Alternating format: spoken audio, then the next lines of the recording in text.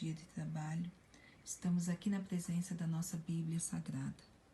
Em nome do Pai, do Filho e do Espírito Santo. Amém. Que a paz esteja com vocês. Provérbios de Salomão, filho de Davi, rei de Israel. Para conhecer sabedoria e disciplina, penetrar as palavras profundas, adquirir esmerada instrução, justiça, equidade, dar perspicácia aos simples, sabedoria e prudência aos jovens, entender máximas, frases obscuras e os ditos dos sábios e seus enigmas. Ouça o sábio e aumente sua cultura, e o entendido obterá a arte de se dirigir. Palavra do Senhor, graças a Deus. Em nome do Pai, do Filho e do Espírito Santo. Amém. Paz e bem.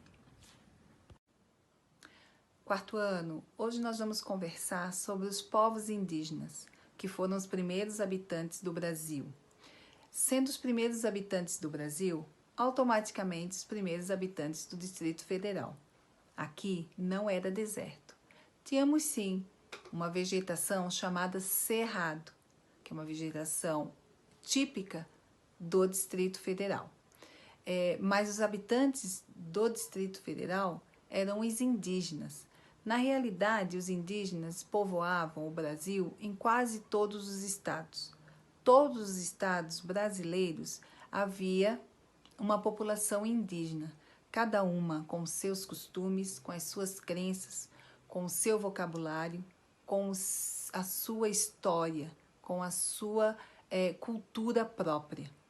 E hoje em dia, a gente vê que a proporção de população indígena no Brasil é muito pequena.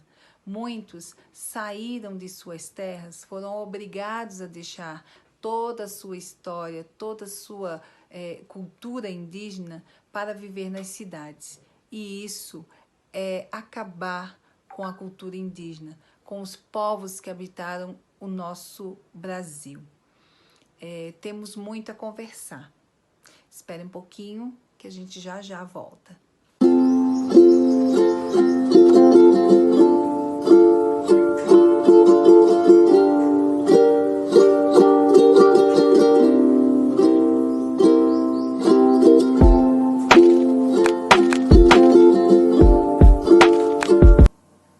Olá, quarto ano, tudo bem por aí? Estamos aqui de volta aí com um conteúdo novo de História e Geografia.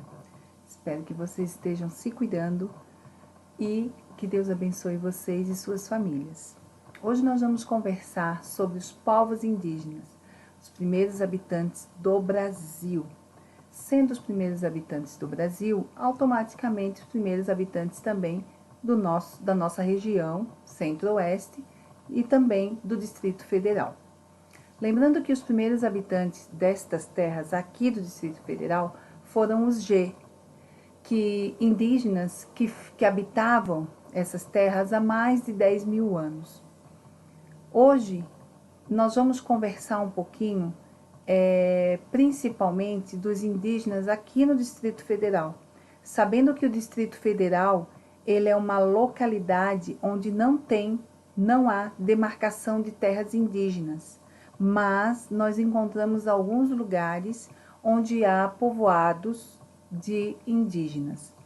Hoje, eles estão também muito incluídos, ou diretamente ou indiretamente, na sociedade urbana, né? Lugar onde eles não gostam muito de estar, mas pela necessidade, pela falta de terras demarcadas, eles acabam indo para as cidades em busca de vida melhor. O índio, ele não deixa de ser índio por estar na cidade. Ele continua com as suas culturas, com os seus modo de sua alimentação, a sua culinária. Porém, algumas coisas, né, como as vestimentas, como todos sabem, né, eles precisam modificar, estando na cidade.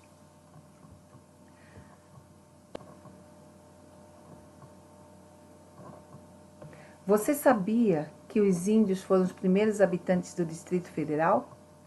Então nós tínhamos aqui ao norte Acroá, Chavante, Xerente e Chacriabá.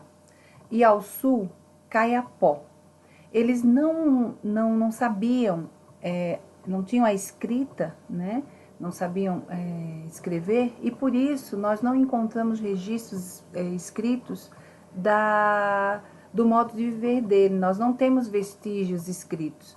O que nós sabemos é que, por meio de fósseis encontrados, de relatos dos primeiros exploradores portugueses, e com relatos dos próprios descendentes desses indígenas, a gente consegue, então, relato, né, que não são escritos, para contar um pouco como os índios faziam nessas terras. Essas terras foram habitadas após a chegada dos portugueses, né, que começavam a escravizar os índios, né, como obra de mão, nas terras, na exploração do pau-brasil. E como os indígenas não eram acostumados com esse trabalho forçado, eles eram chamados de preguiçosos. Então eles resistiam muito a esse trabalho diário que os portugueses impunham, né? Então eles começaram a ser massacrados, né? Alguns foram mortos e outros conseguiram fugir. Fugindo, eles então começaram a povoar o interior do Brasil, chegando então no Distrito Federal, que é aqui no Centro-Oeste.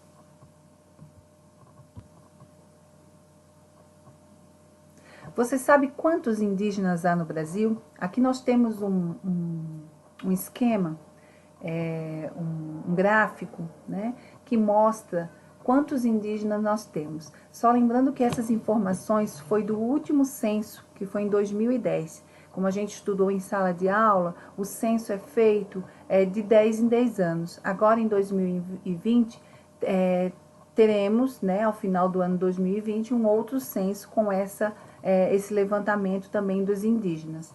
Então, nós temos 379.500 em cidades e campo e 517.400 em terras indígenas. Então, a proporção é maior, né? Mas isso há 10 anos atrás. Nós já estamos aí com 10 anos à frente e não sabemos esse total se diminuiu ou se aumentou. Com esse novo censo que sairá agora em 2020, a gente vai poder saber ao certo quantos indígenas nós temos no Brasil e quantos indígenas migraram para a cidade, né? E para o campo também, porque eles têm as terras demarcadas, que são terras indígenas, e quando eles migram para a cidade e para o campo, eles saem desse habitat deles, que é indígenas no DF, o fenômeno do índio urbano, o índio que sai das suas áreas e vão para a cidade. Então, segundo a publicação Distrito Federal em Síntese, a presença indígena no Planalto Central remonta a 8 ou 10 mil anos, muito antes da chegada dos primeiros bandeirantes, que adentraram o interior do país na busca de metais preciosos e índios para aprisionamento, para servir de mão de obra escrava. A área hoje pertence ao Distrito Federal, era ponto de encontro da tribo G, os Caiapós, procedentes do sul do país, e Chavante, Xerente e Chacriabá do norte. Apesar de várias tribos terem habitado a região antes da fundação de Brasília, hoje, no Distrito Federal, não existem terras indígenas demarcadas, e a sua população é composta por pequenas parcelas desse segmento, segundo o censo demográfico, que foi o último censo em 2010.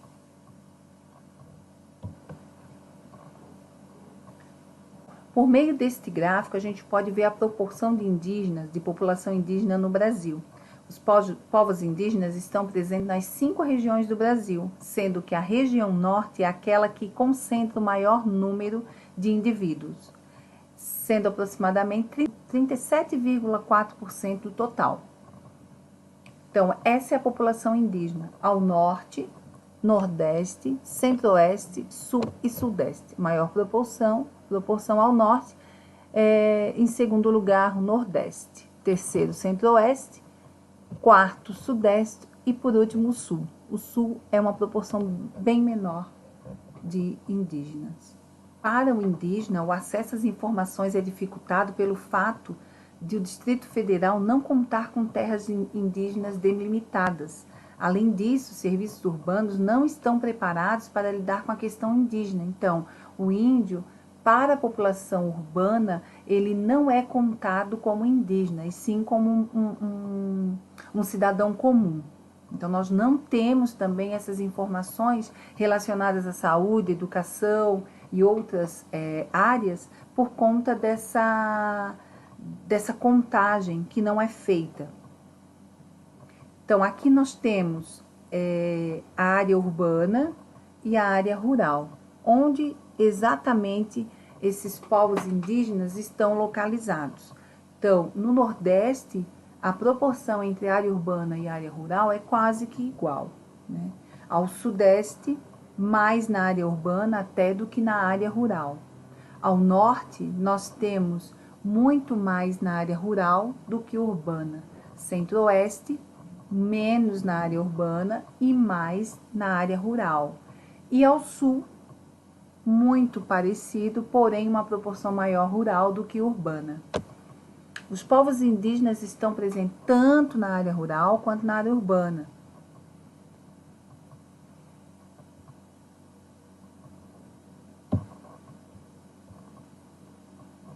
A população indígena, então, no Centro-Oeste. Centro-Oeste, onde o Distrito Federal faz parte. Então, nós temos Mato Grosso do Sul com uma proporção bem maior. Mato Grosso, que vem em segundo lugar. Depois o Goiás, estado do Goiás, e o Distrito Federal. Nós vamos conversar um pouco agora sobre o Memorial dos Povos Indígenas no Distrito Federal. O Memorial do Povo Indígena é um museu que fica ao lado do Museu JK, que guarda toda essa herança dos povos que viveram aqui no Distrito Federal. Lá a gente pode encontrar várias peças e registros das tribos que viveram ou vivem aqui no Distrito Federal. Mas o que é o Museu do Índio, o Memorial dos Povos Indígenas? Construído em 1987, o Memorial dos Povos Indígenas foi projetado por Oscar Niemeyer em forma de espiral, que remete a uma maloca redonda dos índios Yanomamis. O espaço tem área construída de 2.984 metros quadrados, com acesso principal através de uma rampa. Mas como funciona? Promove eventos com a presença e a participação de representantes indígenas de diferentes regiões do país. No acervo, há peças representativas de várias tribos, incluindo exemplares da coleção Darcy Berta Galvão, com destaque para a arte plumária dos Urubu-Kaapor, bancos de madeira dos Iualapiti, Cuicuro e Juruna, máscaras e instrumentos musicais do Alto Xingu e Amazonas. O Memorial dos Povos Indígenas somente começou a funcionar de forma definitiva a partir do dia 16 de abril de 1999, e desde então o memorial permanece aberto ao público, recebendo visitantes de todos os estados do Brasil e do exterior. Mas qual o objetivo? O Memorial dos Povos Indígenas tem como objetivo primordial mostrar a grande diversidade e riqueza da cultura indígena de forma dinâmica e viva. Aqui a gente pode ver, dentro do memorial, há uma maloca, uma réplica do que é uma maloca dos povos Yanomamis. Aqui a gente vê a vista por fora dessa obra, né, de Oscar Niemeyer.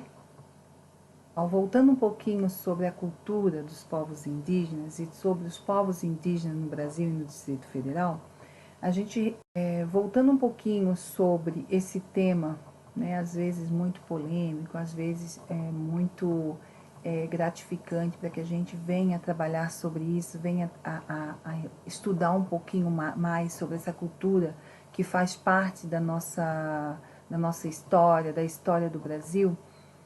A gente percebe que os povos indígenas ainda vêm lutando por suas terras, né?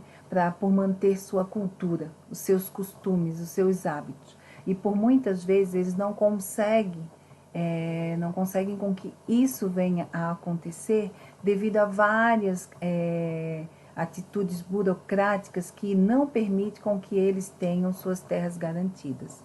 Hoje no Brasil a demarcação é muito difícil, né? Nós temos alguns órgãos que fazem essa demarcação de terras aos indígenas, mas ainda temos muita dificuldade quanto a isso. O indígena, quando vem para a área urbana, ele não deixa de ser indígena. Ele é índio por quê? Porque ele nasceu em terras indígenas. Ele veio, a sua descendência hoje é de um povo indígena. Então, ele mantém a sua cultura, mantém a sua história, porém os seus hábitos e costumes muitas vezes não podem ser realizados ao meio à área urbana, né? Isso não permite com que ele realmente seja completamente um indígena, né? Por quê? Porque ele não está mantendo a sua cultura, né? Seu hábito diário. Então, eles perderam bastante. Só lembrando que os índios, pessoal, os primeiros habitantes do Brasil, foram eles estavam aqui, os primeiros habitantes do Brasil. Foram eles estavam aqui. Os direitos dos índios à preservação de suas culturas originais, à posse territorial e ao desfrute exclusivo de seus recursos são garantidos constitucionalmente, mas na prática cotidiana a efetivação desses direitos tem se revelado muito difícil e altamente controversa, sendo cercada de violência, corrupção, assassinatos, grilagens e outros crimes que têm originado inúmeros protestos, tanto domésticos quanto internacionais, bem como intermináveis disputas nas cortes de justiça e no Congresso Nacional. Então, quarto ano, finalizamos aqui mais um de nossos encontros e até a próxima. Espero que vocês tenham gostado. Um beijão para todos.